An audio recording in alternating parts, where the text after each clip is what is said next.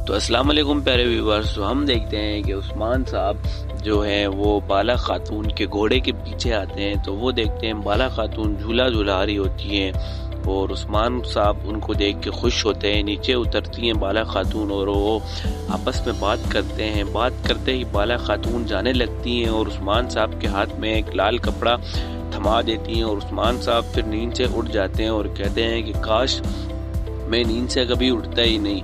फिर बुरहान साहब आते हैं उस्मान साहब के पास। उस्मान साहब उसको कहते हैं आलहाजा की खबर मिली कि वो कहता है नहीं हुजूर, हमने हर जगह ढूंढा पर वो नहीं मिला। उस्मान साहब से कहते हैं वो भी जख्मी है।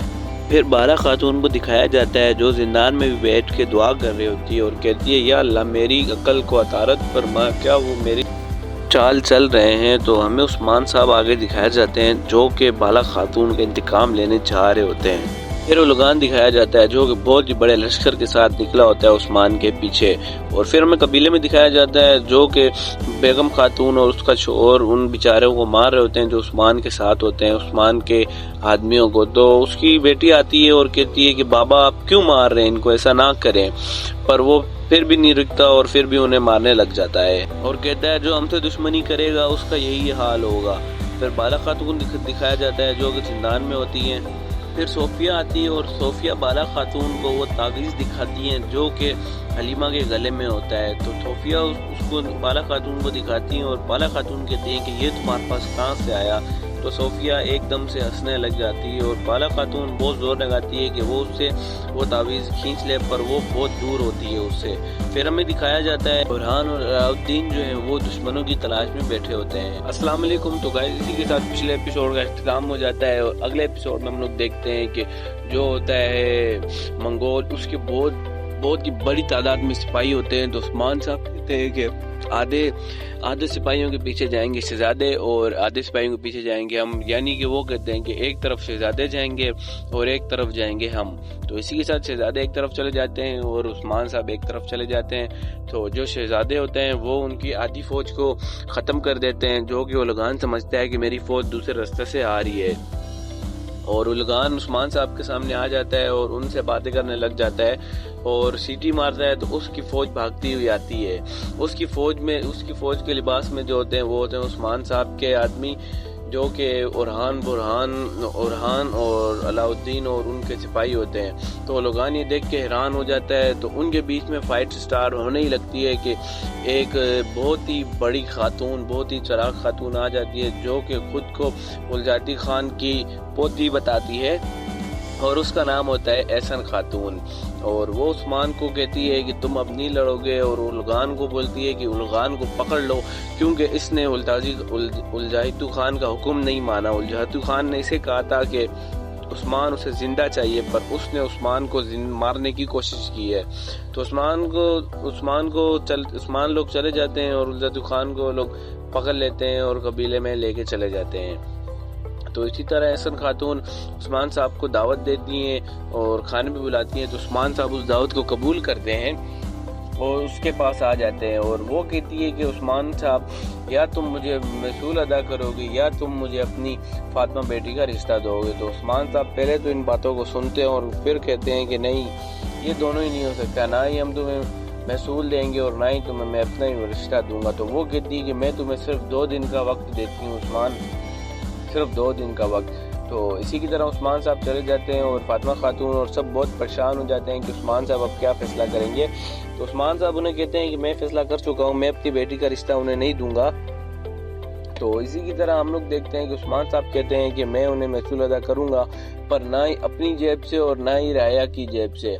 मैं मंगोलों का सोना जो मंगोल महसूल लिया था उसके पीछे उस्मान ने ओरहान को लगाया होता है, ओरहान और 2 और सिपाहियों को जो उन सुरंग का पता कर चुके होते हैं जहाँ मंगोलों का खजाना होता है।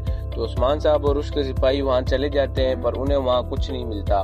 तो इसी की तरह हम देखते हैं कि जिस खातून ने उस्मान साहब को खाने पे बुलाया था उसी ने उस्मान साहब के पीछे अपने सिपाही छोड़े थे ताकि वो उस्मान साहब का खुफिया कबीला देख सके जहाँ उस्मान साहब अंदर बस रहे हैं तो जंगल में, तो वो उसके सिपाहियों ने उसे देख लिया होता है और वो लुगान को कहती है कि मैं तुम्हें उसका रास्ता बताऊंगी और तुम बहुत ही खामोशी से उस्मान के कबीले पे हमला कर दोगे। तो उस्मान ऐसा ही होता है और वो सिपाही देख लेते हैं उस्मान का खुफिया कबीला और वो जाते हैं उस्मान के खुफिया कबीला पे हमला कर देते हैं। पर उस्मान जो होता है वो तो आया होता है यहाँ पे महसूल उठाने, तो अपने सारे सिपाहियों को लेकर आया होता है और लुगान कहता है कि ना अब यहाँ सिपाही कोई है और ना ही उस्मान है, तो ख़वातीन मुज़ाहिमत मत करो, लड़ते लड़ते थक जाओगी पर मारी फिर भी जाओगी। तो फिर हमें दिखाया जाता है कि उस्मान साहब जो है वो जैसे सुरंग में दाखिल होते हैं तो सुरंग जो है वो बारूद से भरी होती है और वो उसको उड़ा देते हैं, पर उस्मान साहब के सिपाही बच जाते हैं। तो उस्मान साहब और उस्मान साहब और ओरहान अपने कबीले की तरफ निकलते हैं और भागते हैं और देखते हैं कि वहाँ कुछ चीज़ नहीं बची और ओरहान कहता है या अल्लाह खैर, ये अल्फाज अदा करके वो घोड़ों से उतरते हैं और शुरू हो जाते हैं लड़ने के लिए।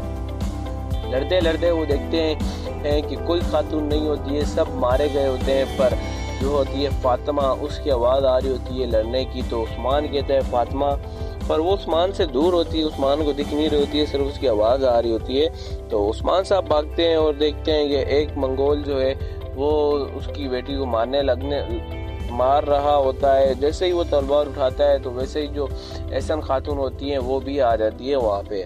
अब यहीं पे इख्तिताम हो जाता है एपिसोड 184 का। तो अब हमें देखना है कि जो एहसन खातून है वो उसको बचाती हैं या उसको मारती हैं। मुझे जो लग रहा है कि वो फातिमा को बचाएंगी ताकि वो उसकी इमेज बैठे उस्मान की नज़रों में, ताकि हाँ ये इसने मेरी बेटी को बचाया है।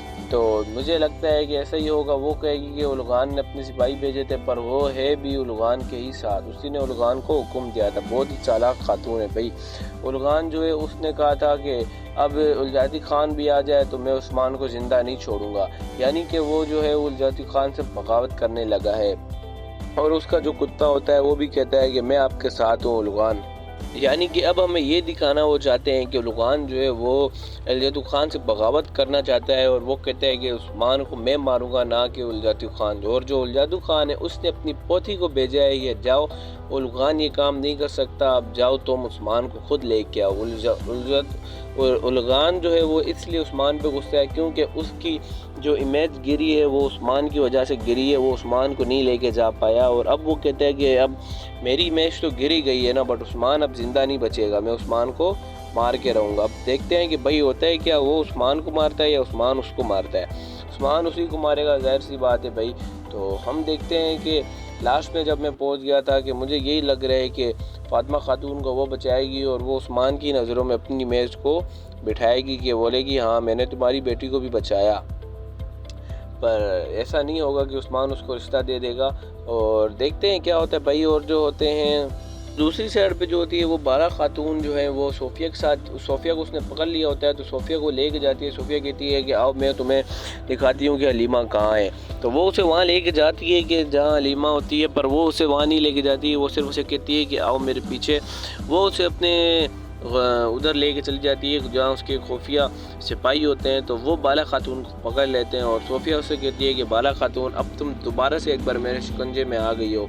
तो बाला खातून कहती है कि तुमने मुझसे चाल चली। तो वो कहती है नहीं, तुमने भी चाल चली थी पर मैंने तुम्हारी चाल को नाकाम बना दिया था और अब मेरी चाल जो है वो कामयाब हो गई है।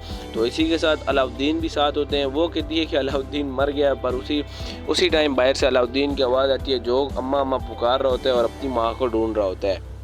वो कहती है लानत हो तुम सब पर, और वो अपनी तलवार निकाल के भागने की कोशिश करती है। 2-4 सिपाही जाते हैं अलाउद्दीन के पास तो 2 बाला को पकड़ रहे होते हैं। तो बाला खातून घूम के उनको मार देती है, तलवार मारती है और वो दोनों उधर ही मर जाते हैं।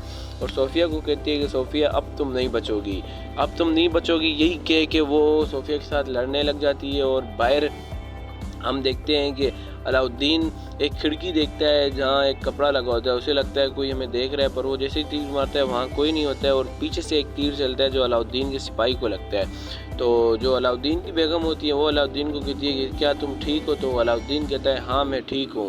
तो वो उसी टाइम लड़ने लग जाते हैं। वो अलाउद्दीन कहता है कि मैं हमेशा से तैयार हूँ। तो इसी के साथ पूरा इख्तिताम हो जाता है एपिसोड का। तो मिलते हैं एक अगली वीडियो में, जब तक के लिए सब भाइयों को अल्लाह हाफिज़। लाइक करो, सब्सक्राइब करो।